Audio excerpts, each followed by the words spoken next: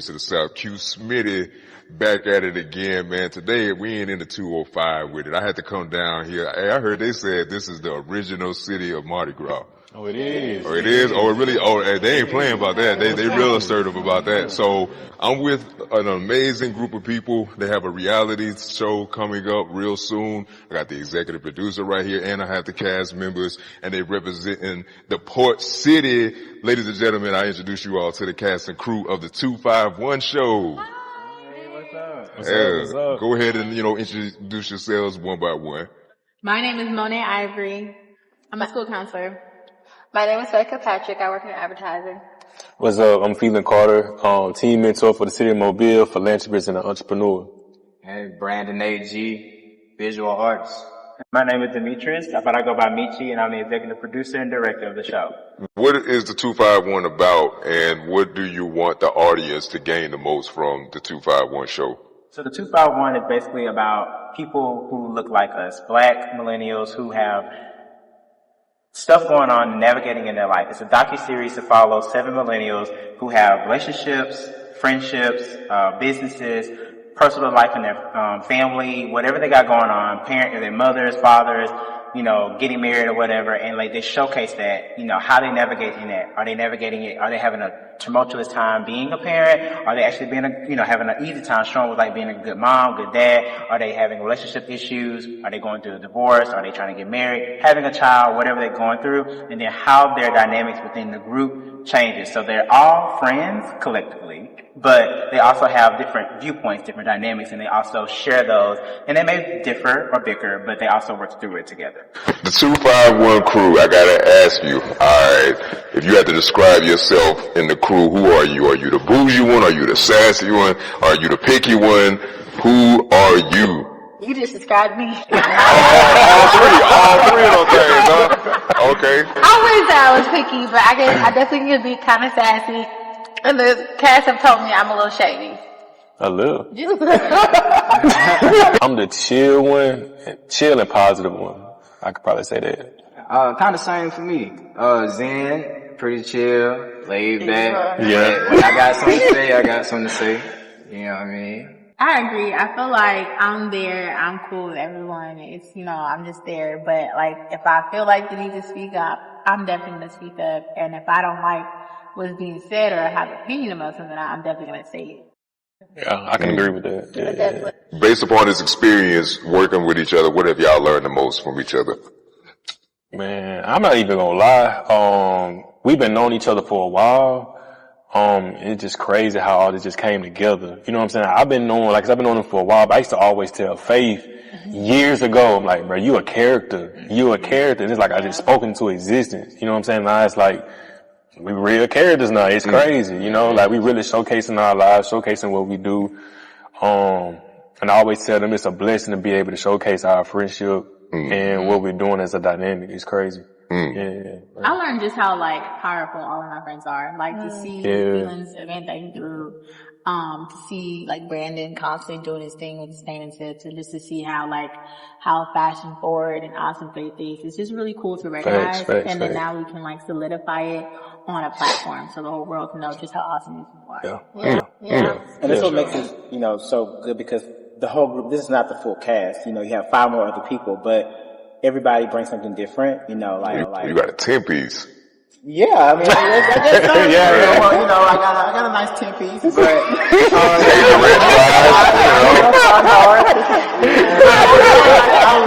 I love them all because they all are so different. They all bring some very much so he is the positive one, he is the more uplifting one. You do have Faith, she is a little bit more funny and shady and things like that, but she also has a great rapport with everybody. Yeah, she is I would say kind of like the glue. And then you have the other ones that are not there, there's a character named Denasia. She's the pretty girl in the city. She has a son. She has, she works for HIV prevention.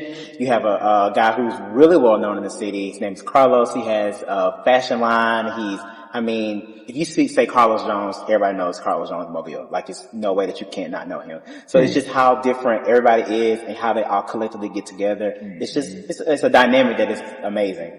debunk a myth that a lot of people think about reality shows. Like, what's something that you probably thought of when you first got on a reality show, and then once you got on, it was like, nah, it ain't like that for real. I can say this. I say Michi, he's so creative and he's great at what he do. Like, he know what he doing. You know what I'm saying? And he really, how can I put this? He's very creative. How he put this together, I never thought that it was going to be like this. When I heard a reality show, I was like, I don't know. At first I thought it was a joke. I ain't even going to lie. But then as time went on, I'm like, man, this man is really putting something great together. Just like he said, like each one of us, we're different in our own way, which is great, which makes the show unique. You know what I'm saying? Of course, you got some laughs, you got some jokes, you got a little drama, but it still showcases what we do individually, which is so amazing. And most people think reality TV is scripted, and it's not scripted per se. Like we're not reading off lines. Everything that you see or you will see on the show is very much like what actually has happened. Exactly. It's just more orchestrated and like molded and put together to get us all in the same spot at the same time. That part, you know. Otherwise, there's the rest of the cast members. I probably would have never met them on my own. So that part is orchestrated. But what you see on TV, that's not scripted. We don't have lines that we go over. We don't say, "Hey, cut, let's do that again." No, that happens in the camera. So it's really improv. The only thing that's crazy. More organized is like, because it's a job, you have to know where to report to, what time to be there. Yes.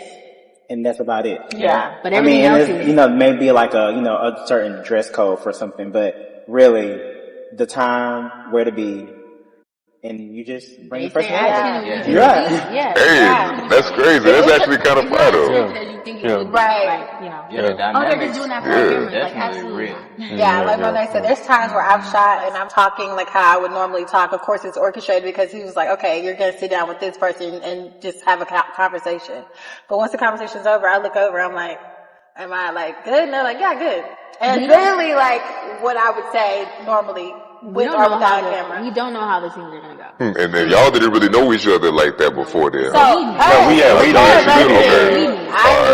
I met them, and I'll never forget. It was the summer of 2017. I always make it seem like it's a book, but I did. Like, Monet is my line sister. We're sorority sisters, so we're bonded for life. But we met each other in college, but we crossed over in fall 15. So we've really been close since then. Then I met them in 2017, and we've always supported and just gravitated towards each other. So the core of us had like really established a friendship already, and then just having it on film, it's just crazy. We've been friends so long. For a long time. I don't even remember when I met you guys. I think they were friends before I met them. But it's just been up since for a while now. And then the extended cast of people who aren't here, I've met them throughout different phases of my life. Like I knew Paula since middle school. I knew Jakari since church when we were in grade school. Denasia, I just had like times where we crossed paths. So like everyone that is on the show, we see from time to time, just maybe haven't hung out, haven't had like a proper conversation, but it's very natural the way we are with each other. That's a fact. Hey, that's really dope right there. So the 251 show, Mobile, Alabama. Listen, there's a lot of people who will be watching y'all show, who aren't from Alabama, who aren't from Mobile. Go ahead and describe Mobile in your own words. It's so hard because this is where I'm from. Like, I feel like being born here, you're kind of like, it's not a rite of passage, but it's just kind of like you grow up here, you kind of get the vernacular down, you know what some things mean. Like, the world doesn't know about soul, but we know about soul, what soul means. What is that? She's from California, so she had to learn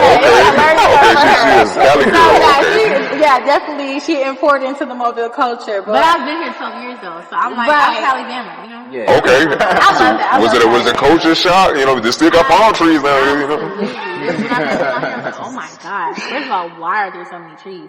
But the longer I've been here, the more I've learned to like grow and love Mobile for what it is. It's very familial. Like it's the culture here is amazing. Like just going to South and meeting individuals like this and just being out there for Mardi Gras. It did not originate in New Orleans. And Mobile has the best Mardi Gras. Yeah. And in the fall seasons and that they throw and the parties and then just the events, like Mobile is culture, It's very slept on, but hopefully with this show, everyone gets to see just how awesome it is. Yeah, I call Mobile a hidden gem because that's what it really is for real.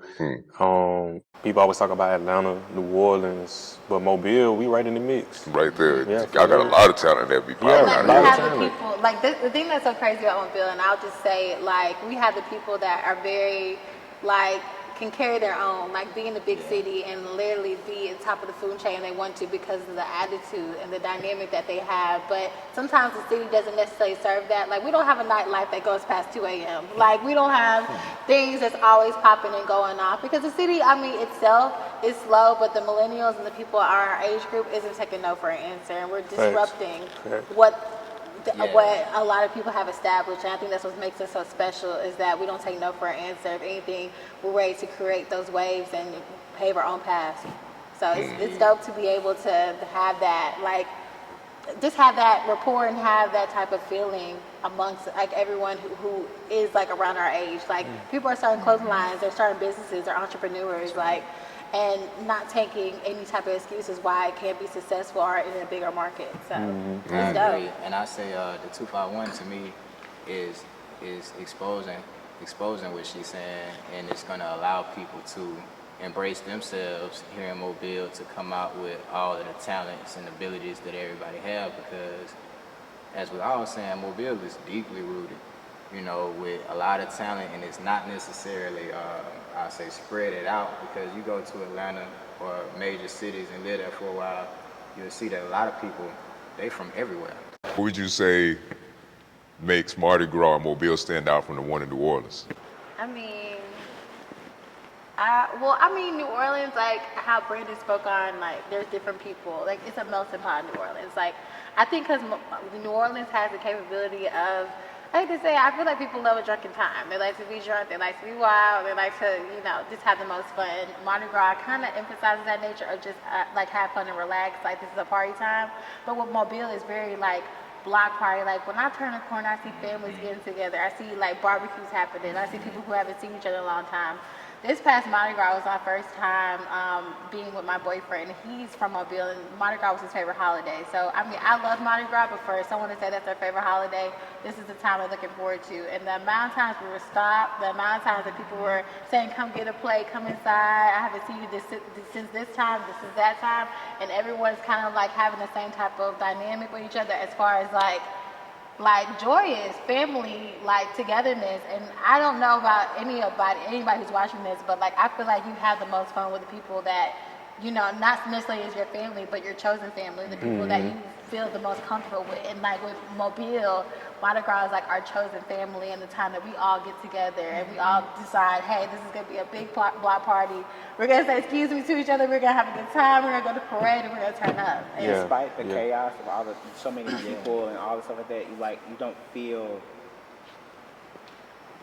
feel nervous or anything. You just feel like I'm around my it's community. Real family oriented. I mean every block, and like the times when you're walking down the town on a regular night, it's like, okay, we have to walk 3 blocks. Like this is a long time. But Mardi Gras, you ready to walk? Ready to drink good, eat good, all that. You don't park normally you don't park normally to go downtown, but you do that because you don't know who you're gonna see. You don't know who has a barbecue this place or have a spot at another place. People have cities in on it. People have spots at the U-Haul parking lot. For real. And they park at the CVS pharmacy. Like, meet me at CVS, meet me at the Fred House, meet me at this place, meet me at the Shell gas station. Like, but that's Mobile. Like, places that you normally don't meet, we bring that together and we say we're family. And I just think that's crazy. And if you haven't experienced it, you have to. Like, you literally have to. Yeah. So the 251, when does it premiere? So it will be in the summer, probably late July, early August. You know, we're in post-production right now, so we're just figuring out the editing. They're getting ready to do their confessional scenes. They've already planned out their outfits and all the things they want to talk about. But we got to finish doing that, and then hopefully we'll be on late July, early August on Fire Stick, Roku, and Apple TV on a independent streaming service called Royal K, which you can find on, it's an app store. You can find it on those things, and then we'll go to Amazon Prime, Tubi, Hulu, YouTube TV, and so forth and so on. Dang, you going to all the streaming platforms. You ain't playing, man. We're gonna be John Singleton in the flesh right here. Okay, well, ladies and gentlemen, there you have it. We got the 251 show crew right here. And you got any last words y'all want to say before, you know what I'm saying, we wrap it up? Hey, don't miss it. Don't miss it. Don't miss it. What you say? What you say, B? You know? Hey.